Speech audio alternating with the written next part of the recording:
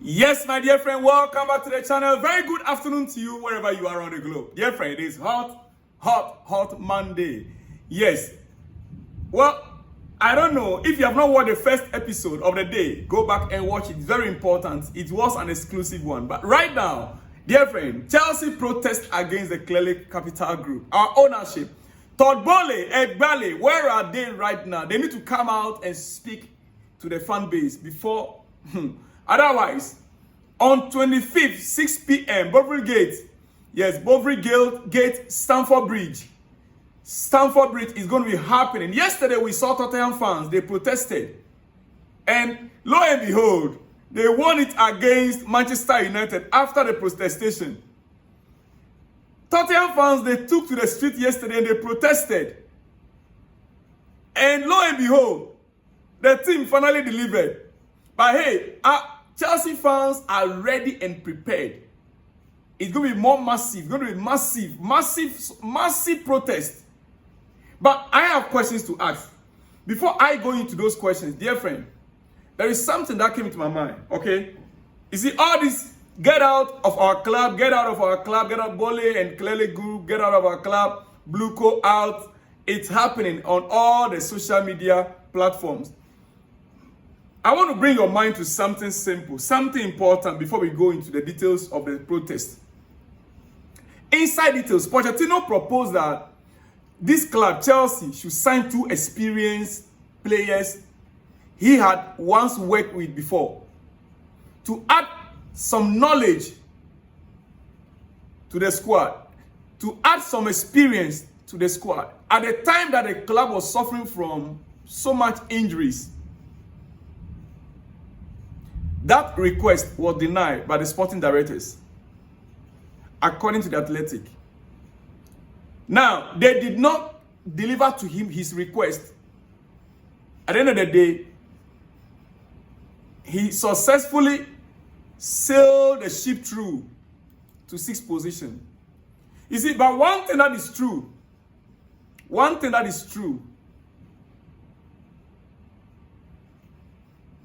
about this whole saga is that Pochettino possessed way more experience, much more experience than Paul Stanley, Lawrence Stewart, and the Clearly Capital. In footballing terms, Pochettino is way more experienced than Paul Stanley, our sporting director. Lawrence Stewart, our second sporting director, and even the Clearly Capital Group.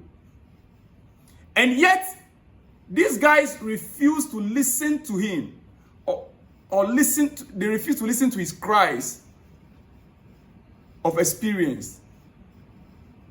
These 3 people refuse to listen to Pochettino, making it clear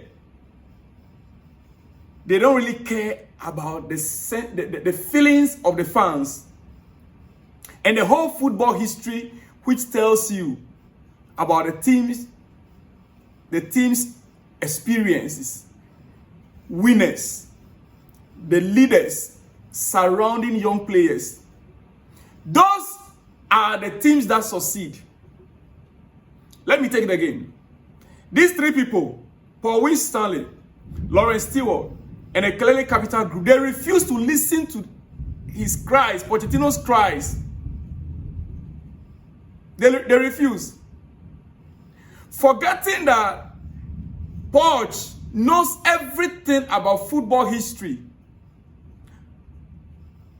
especially which tells us about the team's experiences, the wins that we've won, all the awards, and even the leaders surrounding the young players, that is experience, and those successes that the club once chopped. You see, at Chelsea, there is no balance.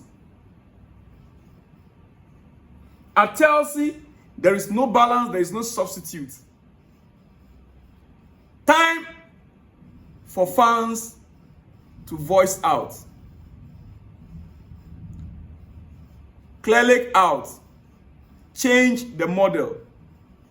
Now, I'm missing two things. Clearly out, hashtag clearly out, hashtag change the model. That is where my question starts from. Where are we, Chelsea fans? Are we calling for clearly out, or we are calling for change the model? Put that by the side. The idea of this campaign, as a Chelsea fan, before you join the campaign of protest, all right, I need you to think of this. Right now, as we speak, any elite club, or for Chelsea to come back to that status to be an elite club once again, we need to have a loose model of star, not the model of Brighton. We need to go back for one sporting director of football. We need to go back to the days where no owner insertion in player recruitment. No owner getting involved in player recruitment. Abramovich never got involved in player recruitment. They scout the player, they tell him, he asks how much is it? It's 100 million. He say, okay, pay for it. At times, we even use his personal money. Do payment through offshore. Now, the fourth one, they will have to add experienced players to this young spine. Recruit new elite goalkeeper, center back, and a striker. These are tangible things the club can address and engage in right now to avert any possible protest by the fans. Right now, it's just not possible to solve all these problems because the transfer window is over. But they can begin to talk to avert it. Getting back to the protest itself. You see, I truly sympathize with the fan base, including myself. And I see this protest as an outpouring of frustration. Yeah. Outpouring of frustration by the fan base. If you clearly watched our last game against Brighton, you understand what it means to be beaten by the same club like Brighton back to back.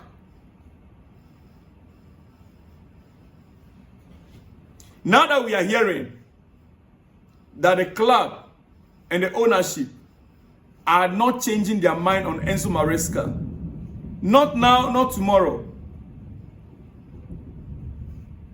According to Fabrizio Romano, though we are in February, and let me quote him, he said, in terms of long term, Chelsea FC are not changing their mind on Maresca. That's what I can tell you in February. Then in football, we know how things can change in any club, country, for any manager in 5 minutes. But today, Chelsea absolutely see Maresca as the right man for present and future. These are the reasons why this protest must come on. Because if our owners insist on Enzo Maresca being in charge, then they must give him what he wants to deliver. For some of us, we have every player that is needed, except maybe one or two experience that we lack that we need. One or two experienced players. And like I mentioned earlier on, a goalkeeper, a center back, and a striker. As a matter of fact, if I want to, I can even add a fourth one. Another DM. Though we expect Andrew Santos to come in. But you see, the fan base are frustrated. And they have every reason to be frustrated. As we speak, Chelsea are 6th on the league table. The Bournemouth that beat us are now ahead of us with goal difference. 43 points. Liverpool hanging there 60 points, as you can see on your screen. Arsenal 51 points. Nottingham Forest 47. Arsenal 53. Nottingham Forest 47. Man City 44. Bournemouth 43. Chelsea 43. Just goal differences. And our good friends, Manchester United, they are still 15th. They are still languishing somewhere around 15th. And the Brighton model that we are copying, they are mid-table 10th. That no wonder they will keep telling us that we have not failed, so long as we are not beneath Brighton. But how much did we spend? In our next 5 games, sorry. On your screen, our next 5 games, next Sunday, Aston Villa against Chelsea. I don't have any confidence going to that game, dear friends. I have no confidence. In my mind, we are going to be battered by Aston Villa. Then we will come back home and face Southampton. That is the only game. Even right now, I don't trust my team any longer to even beat Southampton at home. Then we'll face Leicester at home. Then we meet Arsenal. Before we face Tottenham. Look at the lineup for the next 5 games. Which one do you think we can win? How many points do you think Chelsea can gain out of this? Now let's get to serious business. I'm about to let you go this afternoon. You see, in the explanation of Fabrizio Romano, he explained everything into detail. That Enzo Maresca keeps repeating how the mission from Chelsea owners to him, the agreement he had with Chelsea owners till now, Enzo Maresca kept repeating it, that the owners, the management, they gave him at the beginning of the season that Champions League was not the target this season. That the next 2 seasons, so this and next season is what he has to qualify the club to to Champions League.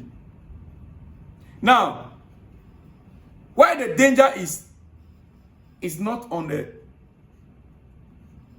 coach. There's no danger at all on the coach. There's no problem, according to our owner, there's no problem to the coach. No issues with the coach. Obviously, Chelsea had many issues in terms of injuries. We understand. But not compared to last season. Not compared to last season. So, if they are finally realizing that with Enzo Maresca, there is no issue with him, it means that they truly are determined to go by the Brighton model. They are not into the sporting aspect of it. They are not into the promotional aspect of it. And they are not ready to win trophies. Rather, they are only bent on profit. Dear friends, I will be happy all Chelsea fans will get on board for this protest.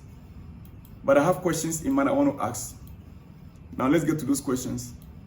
Before you go out there, especially those of you in UK, the traveling fans, you that is outside UK and you want to join the protest online or wherever, even online, it's more serious right now as we speak, and it will continue. Before you join, I want you to ask yourself simple questions. What is your target? What is the target that we want to hit in this protest? Are we fighting for clear out, or we are fighting for change of model? I don't know whether I get my point. Is it clear out or change of model?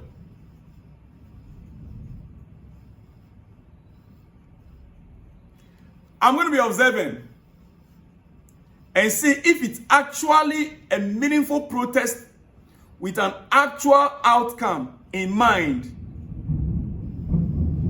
Because if we want an actual outcome in mind, then we have to clearly define our objectives.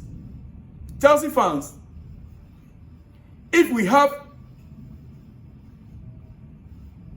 in our mind what we want to achieve in this, clearly capital group, is it visible? Can they get out? Or we are asking for change of model. Change of model requires many things. The coach will be likely to be sacked. If we are asking for Clelec out, it means that it's not just going to be Egbale and Clelec group. It is the entirety of the new ownership, including Todd Boehly. For those of you who want Todd Boehly to take over, oh yes, Todd Boehly now is the chairman of BlueCo. Todd Boehly now is a chairman. Okay, let me use these 2 minutes and explain this for you. Clearly Capital are a group of people put together by Egbale. Then Todd Boehly and his group coming together to buy the club. By buying the club in England, buying Chelsea Football Club, they were obliged to register a new brand company in the UK, which became BlueCo. So if we are asking BlueCo out, I saw many of the banners clearly out, not BlueCo out. I'm seeing some also clearly BlueCo out. Now, if it is BlueCo out, it means that Todd Boehly and Egbale, they are all going.